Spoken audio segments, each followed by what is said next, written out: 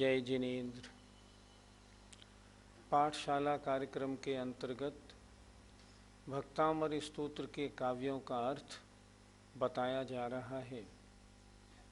34 काव्यों का अर्थ पिछले 17 एपिसोड्स में आपको बताया गया।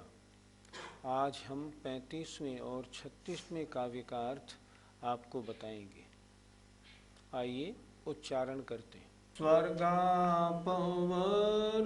गम मार्ग विमार्गणेष्ट स्वर्गापवर्ग गम मार्ग विमार्गणेष्ट सद्धर्म तत्व कथनैक पटो स्त्रीलोक्याः सद्धर्म तत्व कथनैक पटो स्त्रीलोक्याः दिव्यध्वनिर्भवति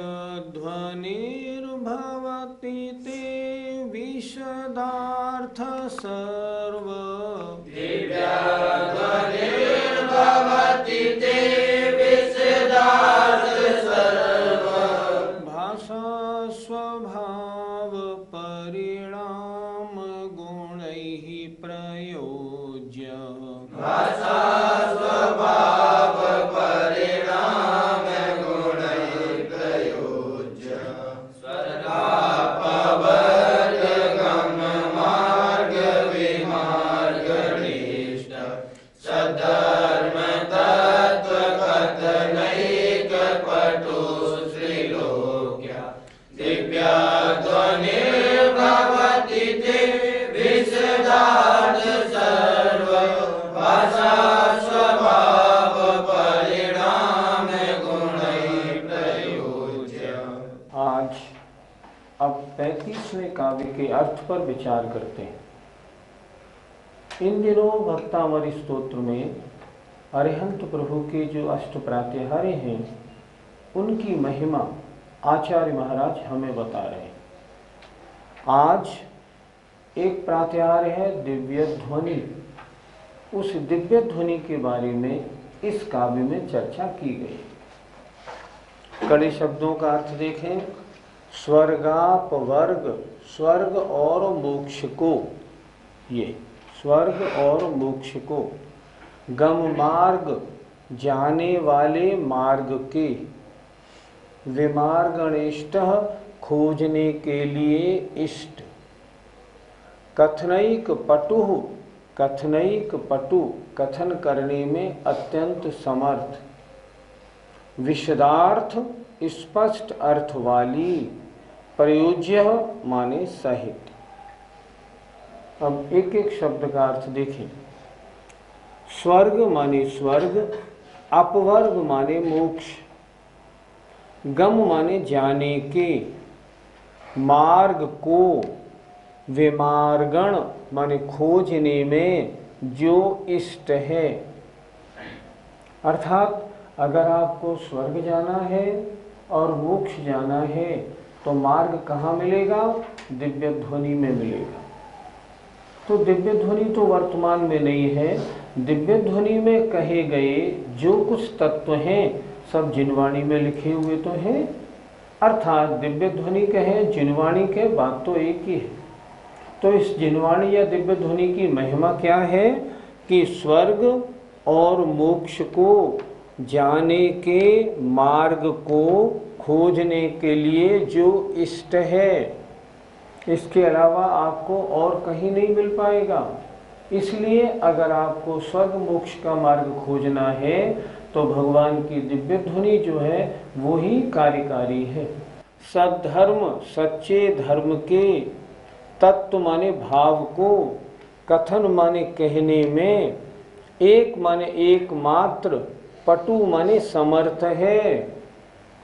सच्चे धर्म का मार्ग कौन बताएगा? सिर्फ जिनवाणी दिव्य ध्वनि बताएगी। सच्चे धर्म के तत्व माने भाव को, कथन माने कहने में, एकमात्र, पटु माने समर्थ है। किनको? त्रिलोक्याः तीनों लोकों के जीवों को। ऊर्ध्वलोक, मध्यलोक, पाताल लोक, तीन लोक हैं। इन तीनों लोकों के जीव अगर ये चाहते हैं कि हमें सच्चे धर्म का भाव बताया जाए तो मात्र जिनवाणी में मिलेगा और कहीं नहीं मिलेगा। विशदार्थ स्पष्ट अर्थ वाली है, मतलब जो कुछ कहती है स्पष्ट सत्य प्रामाणिक बोलने वाली। और कैसी है? सर्व भाषा स्वभाव परिणाम गुण ही समस्त भाषाओं के रूप परिणमन करने वाले स्वाभाविक गुणों से प्रयोज्य सहित है। उसमें क्या खूबी है? अगर कोई बंगाली है उसको बंगाली में समझ में आती है, कोई मराठी है तो मराठी में समझ में आती है। जो भाषा है सब भाषा रूप परिणमन करने का ऐसा उसका स्वाभाविक गुण है, इस गुण से वो सहित है। ऐसी है भगवन ते माने आपकी दिव्य ध्वनि भवती होती है। नीचे की दोनों पंक्तियां फिर देखें। विशदार्थ स्पष्ट अर्थ वाली है। दिव्य ध्वनि में जो कुछ कहा जाता है साफ सुथरा स्पष्ट अर्थ, दबा ढका कुछ नहीं, सब साफ साफ समझ में आता है। और कैसी है वो दिव्य ध्वनि? समस्त भाषाओं के रूप परिणमन करने का स्वभाव और इस गुण से सहित है। ऐसी है भगवन आपकी दिव्य ध्वनि होती है। ये दिव्य ध्वनि भगवान का प्रातिहार्य है। प्रातिहार्य माने जो विशेष शोभा की वस्तुएं हैं उन्हें कहते हैं हम प्रातिहार्य। एक बार फिर अच्छी तरह देखें। स्वर्ग और मोक्ष जाने के मार्ग को खोजने में जो इष्ट है, इष्ट किसे कहते हैं? जिसकी आराधना करने से हमारा कार्य पूरा हो जाए उसे कहते हैं इष्ट। तो दिव्य ध्वनि कैसी है? हम क्या चाहते हैं? स्वर्ग और मोक्ष जाने का मार्ग हमें मालूम पड़े। तो स्वर्ग और मोक्ष जाने का मार्ग अगर आपको खोजना है तो यही इष्ट है। दिव्य ध्वनि की ही आराधना, इसी का पठन पाठन करना पड़ेगा और कहीं नहीं मिलेगा। और कैसी है दिव्य ध्वनि? सच्चे धर्म के भाव। सच्चे धर्म की वास्तविकता क्या है? सच्चा धर्म कैसा होता है? ऐसे सच्चे धर्म के भाव को कथन माने कहने में एकमात्र समर्थ है। क्योंकि जिन्होंने मोक्ष प्राप्त किया है वे दिव्य ध्वनि कर रहे हैं, अतः उनकी दिव्य ध्वनि वास्तव में रियल होगी, असली होगी, क्योंकि उन्होंने मोक्ष प्राप्त किया है। अन्य जितने भी देवी देवताएं हैं उन्होंने मोक्ष प्राप्ति नहीं किया। जब मोक्ष प्राप्त नहीं किया तो मोक्ष मार्ग बताएंगे कैसे? नहीं बता सकते। तो सच्चे धर्म के भाव को कहने में एकमात्र समर्थ है। किनको कहने में? त्रिलोक्यः, तीनों लोकों के जीवों को। और कैसी है? विशदार्थ स्पष्ट अर्थ वाली है और समस्त भाषाओं रूप परिणमन करने के स्वभाव वाली गुण से युक्त है। उसकी खूबी है त्रिंच को त्रिंच की भाषा में, देवों को देवों की भाषा में जब वो आती है अपने अपने कान में तो वो स्वरूप परिणमन कर जाती है। तो ये स्वभाव से परिणमन करने के गुण वाली है वो। ऐसी ते माने भगवान आपकी दिव्य ध्वनि होती है। ऐसी आपकी दिव्य ध्वनि होती है और ऐसी दिव्य ध्वनि का होना आपका प्रातिहार्य है। पंडित जी, दिव्य ध्वनि का पहला विशेषण क्या कहा गया है? पहला विशेषण कहा गया जो स्वर्ग और मोक्ष जाने के मार्ग को बताने वाली है। दिव्य ध्वनि भगवान के द्वारा दिया गया उपदेश। ये उपदेश कैसा है? यदि हम इसका अनुसरण करते हैं तो सांसारिक सुख मिलता है, स्वर्ग मिलता है और मोक्ष भी प्राप्त होता है। मोक्ष प्राप्त कराने वाली और किसी देव देवी आदि की वाणी नहीं, वो तो सिर्फ दिव्य ध्वनि का ही प्रताप है। इसलिए पहला विशेषण दिया, स्वर्ग और मोक्ष जाने के मार्ग को जो विमार्ग माने खोजने के लिए इष्ट है, पहला विशेषण। पंडित जी, क्या सच्चे धर्म का भाव कहने में अन्य देवी देवताओं की वाणी समर्थ नहीं है? मोक्ष जाने का मार्ग कौन बता सकता है? जिसने स्वयं मोक्ष प्राप्त किया हो। आपने किसी से पूछा हम दिल्ली कैसे जाएं, और वो व्यक्ति अभी तक दिल्ली गया ही नहीं, तो आपको क्या सही मार्ग बताएगा? नहीं बताएगा। तो जिन्होंने स्वयं मोक्ष प्राप्त किया है, ऐसे भगवान ही उन्हीं ने, जिन्होंने मोक्ष मार्ग पर चलकर सिद्ध अवस्था प्राप्त कर ली है, उन्हीं की दिव्य ध्वनि हमें स्वर्ग और मोक्ष जाने का मार्ग बता सकती है, अन्य की कैसे बताएगी? पंडित जी, दिव्य ध्वनि अक्षर सहित होती है या अक्षर रहित? यदि हम दिव्य ध्वनि को अक्षर रहित माने, जैसे बहुत से लोग दिव्य ध्वनि को निरक्षरी मानते हैं, यदि हम दिव्य ध्वनि को निरक्षरी माने, अक्षर रहित माने, तो वो विषय को कैसे स्पष्ट करेगी? अगर किसी विषय को लिखा है ना विशदार्थ, स्पष्ट अर्थ वाली, तो स्पष्ट अर्थ वाली होगी तो अक्षर वाली ही तो होगी। इसलिए दिव्य ध्वनि कैसी होती है? जब होती है तो तेज स्पीड होने के कारण वो ओंकार ध्वनि सी मालूम पड़ती है, पर जब श्रोताओं के कान तक पहुंचती है तो स्पष्ट अर्थ वाली होती है, अक्षर सहित ही होती है और अच्छी तरह समझ में आती है। इसलिए कभी भी ऐसा नहीं मानना कि दिव्य ध्वनि निरक्षरी होती है, अन्यथा विषय का प्रतिपादन नहीं हो पाएगा। विषय का प्रतिपादन करने वाली है, इसलिए दिव्य ध्वनि साक्षर ही होती है। पंडित जी, दिव्य ध्वनि सभी जीवों के भाषा रूप परिणमन करने वाली होती है क्या? कुछ लोगों की इस बारे में मान्यता ऐसी है कि निरक्षरी निकलती है, लेकिन जो मागध जाति के देव होते हैं वो उनको सब भाषा रूप परिणमाते हैं। फिर ये मागध जाति के देव क्या करते हैं? मागध जाति के देवों का कार्य ये होता है कि भगवान की दिव्य ध्वनि पूरे समव शरण में सबको समान रूप से सुनाई पड़े। ऐसा नहीं जैसे आगे वालों को अच्छी सुनाई पड़े, पीछे वालों को कम, ऐसी नहीं होती।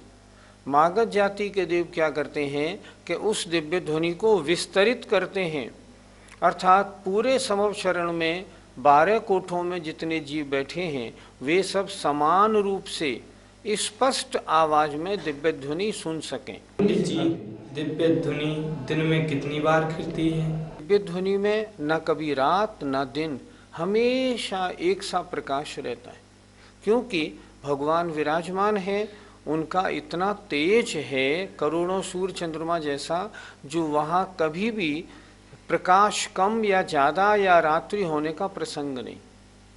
अब प्रसंग ये आया कि 24 घंटे में दिव्य ध्वनि कितनी बार खिलती है? 4 बार। हमारे हिसाब से देखें, हम अपने हिसाब से अगर जोड़ें तो सुबह लगभग 6 बजे, दोपहर 12 बजे, शाम 6 बजे, रात्रि 12 बजे, लेकिन वहाँ दिन रात होते नहीं। तो इस तरह दिन में 4 बार दिव्य ध्वनि खिलती है। खिलने का मतलब होता है भगवान के मुख से होना। ऐसे होती कहाँ से है? ये होती मुख से है। कुछ लोग ऐसा मानते हैं सारे शरीर से दिव्य ध्वनि खिलती है, नहीं, ऐसा नहीं होता। कुछ लोग मानते हैं यहाँ से निकलती है, ऐसा भी नहीं होता। तो निकलती है यहाँ से, मुख से, क्योंकि इसी हिस्से में इतनी शक्ति है जो भाषा वर्गणाओं को शब्द रूप परिणमन करा सके, कि बिना होठ आदि हिलाए और दिव्य ध्वनि होती है। ऐसी दिव्य ध्वनि 24 घंटे में 4 बार होती है। पंडित जी, दिव्य ध्वनि एक बार में कितने समय तक खिलती है? दिव्य ध्वनि एक बार में 6 घड़ी खिलती है। 1 घड़ी 24 मिनट, अर्थात 24 घंटे में 60 घड़ी होती हैं। तो 1 घड़ी कितनी हुई? 24 मिनट की। और 6 घड़ी का मतलब हुआ 144 मिनट, मतलब लगभग 2.5 घंटे। 2.5 घंटे की 150 मिनट होती है। इसका मतलब क्या हुआ, 12 बजे से समझो लगभग कितना हुआ, 144 में 2.5 घंटा, तो 12 बजे से सवा घंटे पहले, 11:45 बजे से सवा बजे तक, शाम 6 बजे में सवा घंटे पहले, 4:45 बजे से और सवा 7 बजे तक, ऐसे दिव्य ध्वनि खिरती है और दिन में 4 बार खिरती। पंडित जी, तो क्या 12 बजे और 6 बजे के बीच में दिव्य ध्वनि नहीं खिलती? नहीं, ऐसा नहीं। विशेष श्रोता अर्थात सौधर्म इंद्र प्रश्न करें, गणधर देव प्रश्न करें अथवा चक्रवर्ती प्रश्न करें तो प्रश्न के उत्तर देने रूप बीच के खाली समय में भी खिर जाती। अगर गणधर देव प्रश्न करें, अगर चक्रवर्ती कोई प्रश्न भगवान से करें या सौधर्मेंद्र भगवान से अगर प्रश्न करता है तब दिव्य ध्वनि इन बीच के समयों में भी खिर जाती है। पंडित जी, गंधर्व देव तो महान ज्ञानी होते हैं, फिर वो क्या प्रश्न कर सकते हैं? ध्यान से सुने। जो श्रुत केवली होते हैं उनके पास मति और श्रुत ज्ञान संपूर्ण होता है, वे मति और श्रुत ज्ञान के स्वामी होते हैं। जो गणधर देव होते हैं वे मति, श्रुत, अवधि और मनपर्य 4 ज्ञान के धारी होते हैं। 4 ज्ञान के धारी अन्य श्रुत केवली या अन्य मुनि महाराज भी हो सकते हैं, लेकिन सामान्य मनुष्य, तीर्थंकर या अरहंत परमेष्ठी के अलावा जो मनुष्य हैं उनके अधिक से अधिक 4 ज्ञान हो सकते हैं। 4 ज्ञान वाला जीव कहाँ तक जान सकता है? संख्यात को जानेगा और असंख्यात तक जान लेगा। लेकिन अगर कोई अनंत की बात करे तो तब तो केवल ज्ञान ही अनंत को जानता है। जैसे मान लो किसी ने पूछा, गणधर देव से प्रश्न किया कि अभव्य जीव ज़्यादा हैं या अभव्य संभव्य जीव ज़्यादा हैं, तो ये दोनों संख्याएं क्योंकि अनंत हैं इसलिए गणधर देव के मति, श्रुत, अवधि, मनपर्य ज्ञान का विषय नहीं है। तब गणधर देव अरहंत परमेष्ठी से प्रश्न करेंगे कि हे भगवान, ये ज़्यादा है या ये ज़्यादा, कौन सा अनंत छोटा है, कौन सा अनंत बड़ा? तब अरहंत भगवान उसका उत्तर देते हैं। संख्यात और असंख्यात तक का ज्ञान मुनि महाराजों को और गणधर देवों को होता है, पर अनंत के विषय में तो प्रवेश केवल ज्ञान का होता है। इसलिए गणधर देव ऐसे प्रश्नों के उत्तर के लिए अरहंत परमेष्ठी से प्रश्न कर सकते हैं। पंडित जी, क्या दिव्य ध्वनि सब जीवों की समझ में आ जाती है? दिव्य ध्वनि को हम 2 प्रकार का कह सकते हैं। दिव्य ध्वनि एक सामान्य भाषा में होती है और दिव्य ध्वनि का कुछ भाग बीजाक्षर रूप होता है। तो जो बीजाक्षर रूप होती है उसको तो गणधर या रिद्धिधारी मुनि महाराज आदि ही समझ पाते हैं, और जो सामान्य होती है उसको समव शरण में विराजमान जितने भी जीव हैं वे सब समझ लेते। इसलिए दिव्य ध्वनि कितने प्रकार की हुई? एक सामान्य और एक बीजाक्षर रूप। आइए अब 36वां काव्य देखते हैं। उन्निद्र हेम नव पंकज पुंज कांति, उन्निद्र हेम नव पंकज पुंज कांति, पर्युल्लसन खमयूख शिखाभिरामौ, पर्युल्लसन खमयूख शिखाभिरामौ, पादौ पदानि तव यत्र जिनेन्द्र दत्तः, पादौ पदानि तव यत्र जिनेन्द्र दत्तः, पद्मानि तत्र विबुधाः परिकल्पयन्ति, पद्मानि तत्र विबुधा परिकल्पयन्ति, उन्निद्र हेम नव पंकज पुंज कांति, पर्युल्लसन्नक मयूख शिखाभिरामौ, पादौ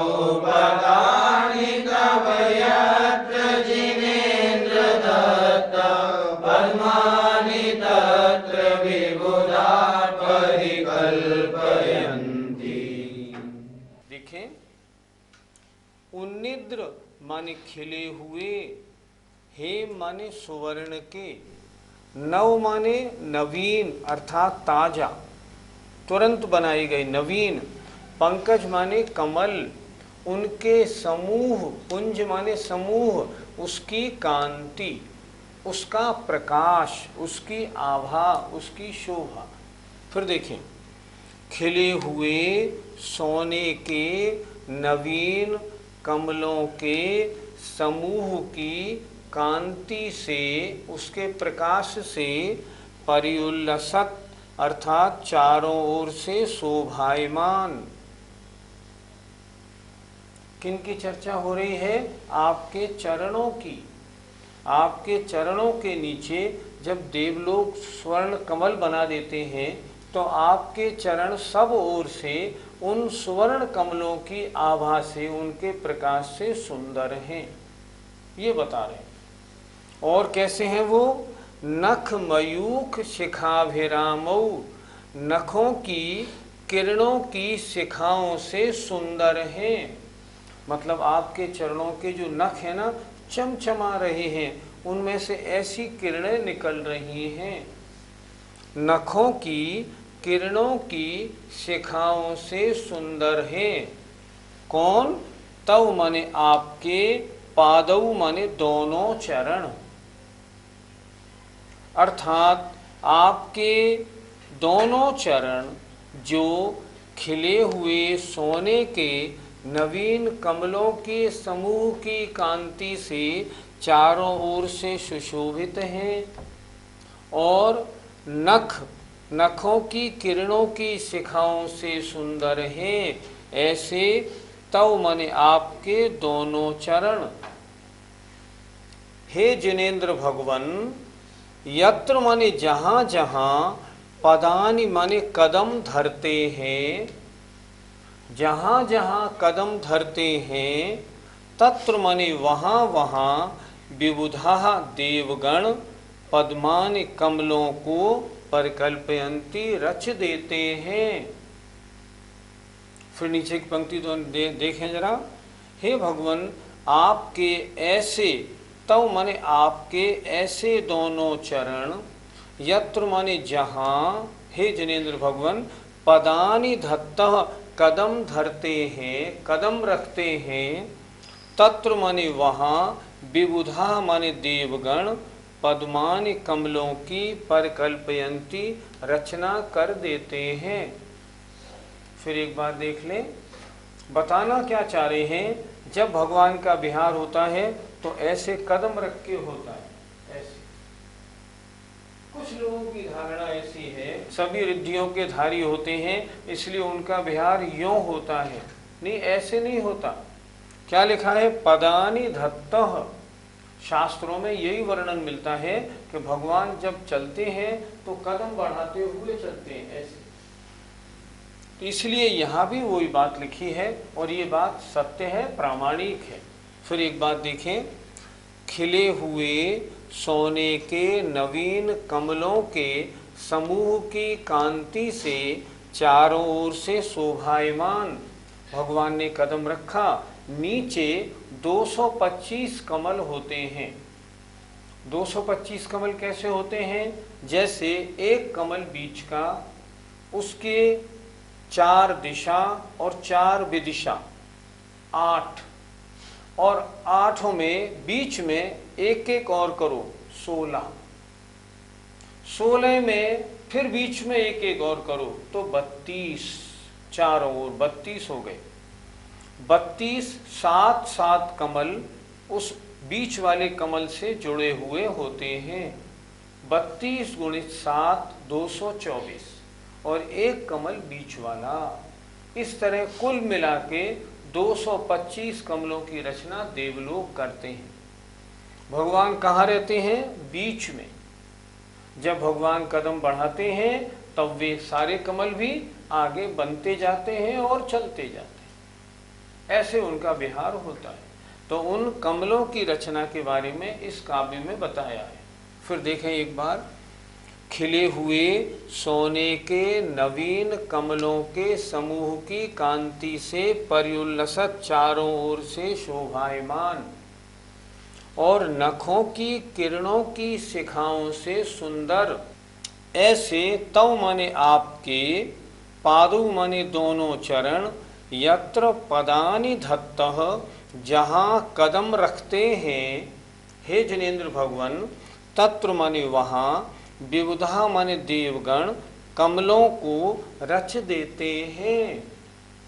आप कहाँ चलते हैं? कमलों के ऊपर।